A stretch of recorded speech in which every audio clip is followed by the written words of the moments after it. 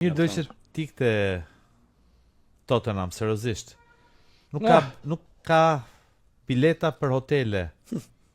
Bilbao. San Sebastian, po të shkosh një orë me taksi, me fjalë.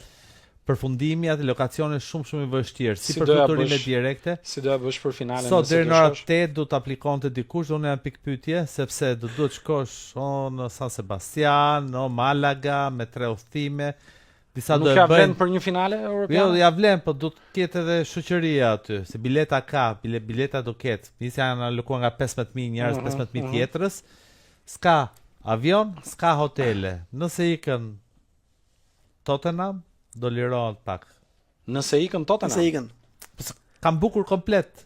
Fluturimet kam bukur komplet. 15.000 tifosi do jenë më tepër se 15.000. 15.000 do jenë në stadium. Në stadium. Ty shkojnë 10-15 tjerë. Finale, Manchester po do glim.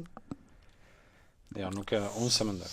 Jo, se mendoj pas është e bukur. Ndërkohë, e bukur jo, por Manchesteri do ta fitonte thjesht fare. Megjithëse unë mendoj që edhe me Tottenhamin, Manchesteri është më i favorizuar për të fituar finalen, apo jo?